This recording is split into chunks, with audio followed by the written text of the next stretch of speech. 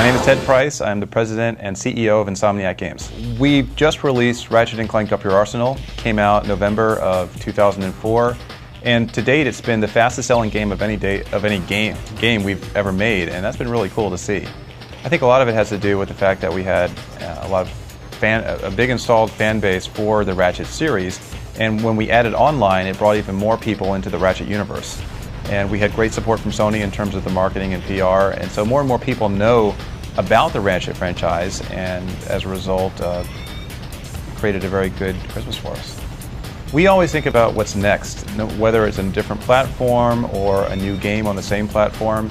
We're always trying to think ahead because we realize that to maintain a cycle of having a game out every year after year, it takes a lot of planning. And so even though I can't talk about our specific plans, I can tell you that we have a group of people who are always thinking ahead. I think what we've learned is to be very flexible. No question, nobody knows what's around the next corner. So as a fairly small company in the light of the overall industry, I think that we've really maintained a philosophy that it's important to be quick on your feet. If you see a change coming, or if something happens that nobody anticipated, we have to be able to shift all of our resources and change aspects of our current game, think about different markets, whatever it takes to survive and thrive in this industry. And I think the group of people that we have at Insomniac are very attuned to that kind of fast-moving mentality. Well, I think what Ratchet for us is an opportunity to continue to experiment in expanding the platforming genre. Every Ratchet game that we have created has been an attempt by us to go beyond the boundaries of what most people expect from platformers. And I think the Ratchet universe really lends itself well to that kind of thinking outside the box, to use a really overused cliche. And that's what we enjoy about the Ratchet universe. It gives us a lot of flexibility. So, to answer your question more succinctly, I think that the Ratchet universe has plenty of opportunity left to continue to develop all sorts of different things. There's so many great characters in the universe, and there's so many different things that we want to do with it, that I see it being a great opportunity for Insomniac to continue making good platform games. I think the reason that Ratchet has been so successful is a combination of thinking differently from a design perspective about what platformers can be on our side, and on the other hand, extremely good support from Sony. I mean, Sony really marketed Ratchet well, and we got fantastic support from the enthusiast magazines as well, thanks to the PR efforts that Sony made and that we've made. And because of that, I think a lot of people were able to see from the reviews and just online chatter how different Ratchet really is and why it's not your standard platformer.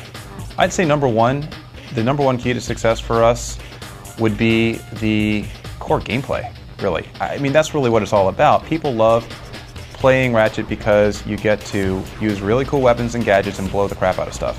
I mean, that's been at the core of all the games, and what we've been able to do is really layer additional gameplay on top of that to make it feel bigger, more varied, and introduce new twists to the genre. But a very close second would be the humor in the games. There aren't that many games these days that really use humor to entertain people. We're finding that our online audience is growing. And Ratchet & Clank Up Your Arsenal featured a very robust online gameplay element. And we were hoping and are finding that a lot of folks who don't traditionally play online games have been gravitating to Ratchet & Clank Up Your Arsenal because it offers an opportunity to play on a more even playing field. It's a departure from what people are used to seeing in online games. And I'm hoping that is helping us broaden the audience for both the Ratchet universe and for the PlayStation 2. No, ironically, the same question comes up with every platform switch. People ask the question, okay, are we played out? Can we go no further with technology? And I think the answer is always, yes, we can go further. It just depends on how much effort you want to put into doing the things on the PlayStation 2 that, say, PC games are doing. And if you look back at what's happening with PlayStation 1 games these days, I think the proof is right there. It is true that PlayStation 2 games will continue to sell for a long time. And it's a fantastic opportunity for both developers like Insomniac, who've been around for a while, and then new developers who are looking for a low-cost alternative to get into the games market. versus going with a next generation console, which may be a lot more expensive. We're talking about a user base of almost 100 million players out there. I mean, what a fantastic opportunity to create games. I think that if you look at any new generation of platforms coming onto the market, whether it's next year or it was 6 years ago, we still face the same challenges. And what seems to get lost every time is the focus on gameplay. It's all about creating the right experience for the player at the core of the game. Is it fun to run around? Is it fun to shoot things, shoot baskets, race a car, whatever? Are the controls tight? And then we get to worry about the hardware and the graphics and the memory capacity. You know, for us the challenge is always how much time do we have to develop a game? It isn't really about the hardware, it's do we have the manpower, do we have the months to put into creating big games? I mean, every single Ratchet game that we've made has really pushed us how many levels we can create, how many different types of gameplay we can shoehorn into the game. And so to us, it's not about necessarily about the additional capabilities that the hardware gives us. It's about answering the question, can we schedule this? Can we schedule our games efficiently? Can we pick the right types of gameplay to include in the games? Are we hitting the right markets with our ideas? Those are the questions that really keep us all up at night, not will the hardware do what we want it to.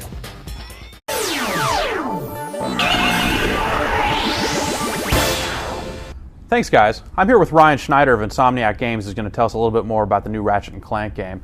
So basically, why don't you give us an overview? What is up with Ratchet and Clank in Up Your Arsenal? In Ratchet and Clank Up Your Arsenal, first of all, at the end of Ratchet and Clank Going Commando, Ratchet and Clank have saved the galaxy again, and they've been able to find intergalactic celebrityhood. They were approached to do what's called a holovid series. It turns out that Ratchet is not quite the actor, though, that the directors would like.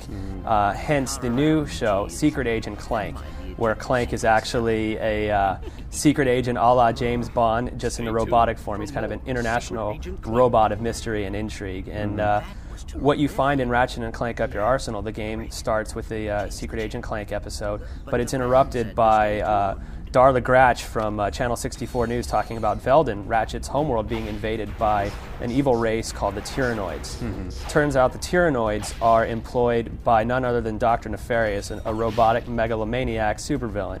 So Ratchet and Clank, together with the Q-Force, are off to basically save the galaxy from organic extinction. Awesome.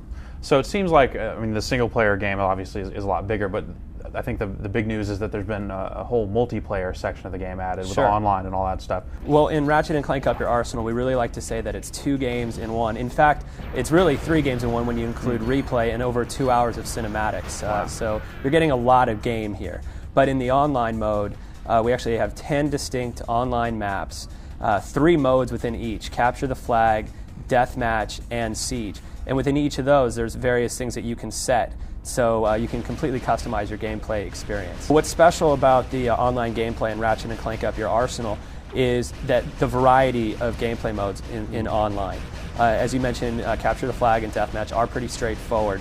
And Siege mode is a little more detailed, a little more strategic. So how many players can play at the same time online? You can play up to 8 players online. And one thing that's special in Ratchet and Clank Up Your Arsenal also is the clans. And you can actually, with clans, we're actually the first online game for PS2 where you can issue clan challenges. And up to 64 people can join a clan. So while 8 can play online, 4 can play offline split screen, 2 can play online split screen, and 64 can join a clan. So it's just a massive online experience. It should be a heck of a lot of fun. And there are going to be a lot of stat tracking and things like that you can keep track of, right? How many different categories will you be able to track? You can track everything from weapons used, nodes taken. Nodes are really important in the Siege mode from a strategy standpoint. They're respawn points, basically. You can track the kills to death ratio, and we're going to have a cheat, in fact, that you can track squats, so to speak. It's a taunt. Cool. So you'll have to figure that one out for yourself. How many times you've taunted someone, that sort of thing? That's pretty cool. Yeah. So it sounds like the multiplayer mode in the game is pretty big, but it's definitely not a slouch in single-player mode either, right? There's a whole big adventure and stuff to go through. Ratchet & Clank Up Your Arsenal is really the most ambitious game that Insomniac has ever been able to do. And we actually have 29 playable locations in single player, spread across 18 worlds. Part of that comes from 2 new types of gameplay modes that have not been seen before in Ratchet and Clank games, one of which is battlefield missions. And these are really cool. They really tie into the storyline because you work in concert with a group known as the Galactic Rangers. Not all robots are bad in Ratchet and Clank Up Your Arsenal, and you work with these Galactic Rangers to take down the Tyrannoids.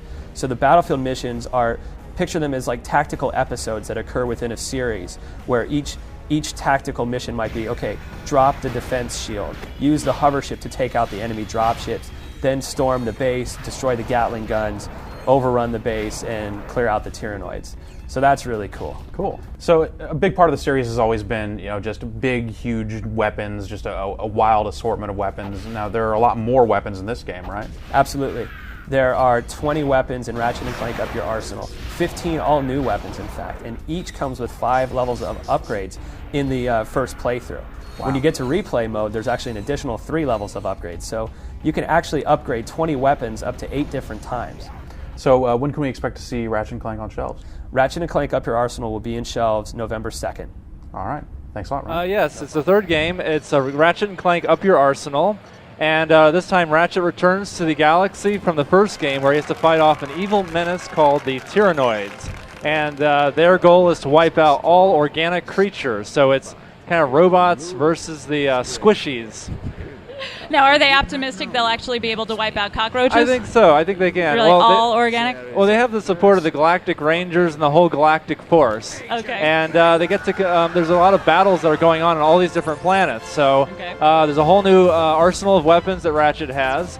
And they actually have 4 upgrades this time around. So instead of just the 1 upgrade that we had in Going Commando, the weapons will actually upgrade 4 times for the first playthrough. Okay, great. And now the environments, are they all new, partially new? Did you hold your same place? They're all new environments, but you're revisiting different parts of the planets that Ratchet has seen before. So there'll be some familiarity for the fans, but still a lot of new gameplay. Okay. Well, why don't you go ahead and start to show us the game? You're going to show us the single player, right? That's right, yeah. Okay. This is actually Marcadia. And Ratchet and Clank have been notified that the presidential compound is under attack, and a group of Tyrannoid forces have invaded. So Ratchet will be equipped with his new weapons. He'll have the Plasma Whip, Nitro Launcher, the Annihilator. So here I've got the Plasma Whip, and this is a melee weapon where he can swing it and throw it, and then also he can do overhead strikes with it. So here are the Tyrannoids. And they've got 2 eyes, 3 eyes, 1-eyed. The more eyes they have, the bigger they are, and the dumber they get. But they also get bigger weapons too, so it's a bit tricky. And then of course we're going to bring back some of the favorites, like the Agents of Doom here. And then I've got my rocket launcher, which is the Annihilator. How many new enemies are there? There are several new enemies. All the enemies are new, and then there are some familiar ones that are coming back too. It's really hard to put a number on because we're still working on the game, but there's over 50 new enemies. Okay. And how far into the game is this level you're showing us? This is actually towards the beginning of the level. It's the beginning of the game. It's oh, okay. I'm under attack by some guys up above here. It's one of the 4th levels of the game after Ratchet has gone to the Phoenix, which is his starship, and that's like the main headquarters. Where he can buy armor and meet members of the Q-Force, which is a group of soldiers under the direction of Captain Quark. And Captain Quark this time around is actually a good guy who redeems himself. He redeems himself within the game or between games? Oops. Yes. So actually I'm going to show you a different level where I get to free fall down to the battle below. Okay. And this is Veldin. This was Ratchet's home planet that's now under attack by the Tyrannoids as well. Okay. And I can show off some of the Nitro Launcher, some of the weapons that upgrade. They upgrade a lot faster than the previous game, so you'll get a sense of progression a lot faster.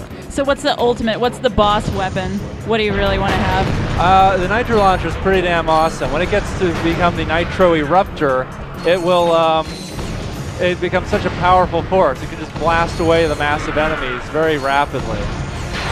These are actually the Galactic Rangers. They're here helping Ratchet out. They're having supporting fire that helps me defeat these guys. Oh, okay, this guy's a bit tough here. So Ratchet's hit points go well over 100 this time. We're bringing back all of the RPG elements. We've got the whole economic systems making a return, and then of course we've got many more weapon upgrades. There's also the battlefields that Ratchet can fight in. I'm actually heading towards the battlefield right now. Okay. And then I just upgraded to the Nitro Launcher V2, so it has a much larger damage, a different damage effect, and it's much more powerful too. So this is like the first level of the game, and many of you may remember that the levels aren't nearly as intense for the first one. So it's very early, and a lot of stuff's going on here. Here we got a battle with the Tyrannoids, who are now fighting the Rangers over here, and I'm going to sneak up and take a few of these guys out. And I'm going to quickly go to the drop ship, which is going to allow me to free fall to the battlefield below. So here's the drop ship, and I'm going to go with the troopers, and here we go. Leaping down. I've got full control here. I can fly around. Wow. Since this is an earlier mission, there are no mortar rounds coming at me, but in later levels I'll actually have some stuff to dodge, and there'll be some gameplay here. Okay. And I can kind of pick my landing. I'm going to kind of hang back a bit. Land over here. And so then they're going to hang back while I got to fight these guys. This is a more open-ended environment. There's multiple objectives that you can do. So this is where enemies kind of come from you at all sides, and you have to constantly monitor where they're coming from. Now the Nitro launcher here is just upgraded to the Nitro Eruptor. It's got a much more powerful effect, and it just basically immediately decimates anything near it. What's its range? Its range is pretty much tripled from the Nitro launcher. Okay. Oh, I gotta get this guy. Alright, so I'm gonna take out some of the remaining guys, where then I finally get this showdown with a couple more Tyrannoids. We have a Tyrannoid mech there, and then there's a Tyrannoid APC. Whoa, that guy's nipping at my ankles. And, okay, I think I took him out. These weapons are upgrading so fast right now, so it's just, they've become so powerful. It just takes one shot. Now, what have you put into this third game that fans of the first two have really called for? What have you really thought about? What have they responded to? We have a lot more exotic weapons. You know, people loved like the Sheepinator, and they like the Agents of Doom, and we've got the Rift Inducer now, which will create miniature black holes that sucks enemies up into them. We've got the Infector, which will infect enemies, causing them to attack one another. And then there's the Infecto Bomb, which will immediately infect everyone. So there's a lot of really crazy weapons. And then, of course, we got the whole multiplayer aspect. Right. Tell me about that. Well, this allows 2 teams of 4 to fight against each other to try to take each other's bases. And along the way, they'll encounter nodes. And the nodes give our strategic points, where they can respawn at these node points, and they'll get allied drones, they'll get vehicles like ground vehicles and flying vehicles, and then there's the APC, and that's where all members of a team can pile in and try to take the other team's base. And we've been getting incredible feedback from all our play tests and focus groups, and people just have been having a really good time. So we're really excited about seeing the reaction. And the fact that now we as developers can play against our fans, we're really looking forward to that. Absolutely. And when is the game expected to launch? It's in November. Okay, great. Well, thank you so much for your time. Thank you. Thank you. Hey, I'm Corey Stockton. I'm a designer here at Insomniac, and I'm going to show you around a little bit.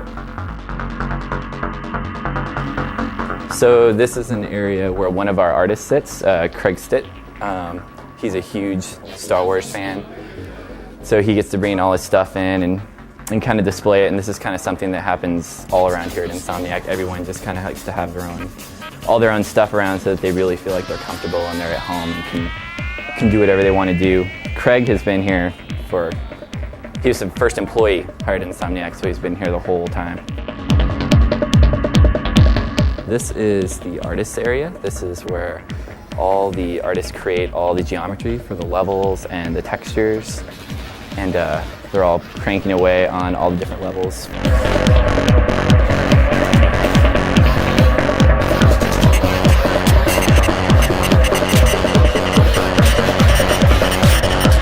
So all the areas are kind of open like this so that we have a ton of communication between everyone, because the way everything works here is you're always talking with the programmers about the different things that you need, so there's tons of communication going on all the time. So you want to just be able to talk to everyone and find out what's going on.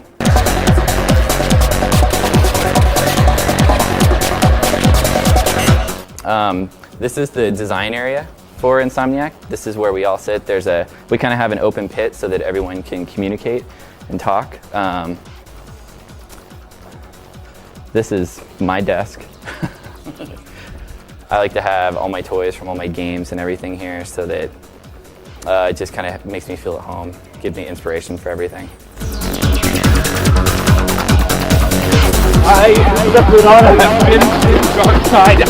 So this is one of the great perks about working in Insomniac is we have a putting green, and we have all kinds of area for everyone to hang out and have things to do outside.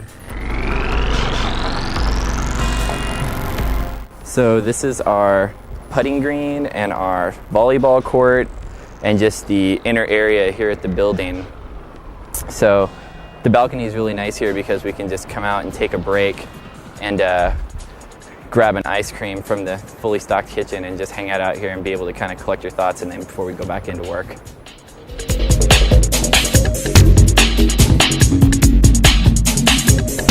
This is the kitchen for Insomniac Games. This is where everyone comes in to refuel and get everything that they need to get our games done. So we have a fully stocked kitchen with everything you can imagine, from Red Bull to milk to granola bars, soda, everything you need to keep up.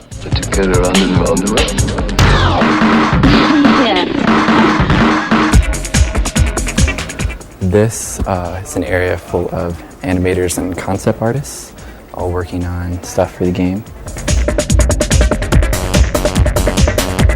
This is our concept and animation department over here. This is where we get all of our cool characters and our great animations is all from these guys in here.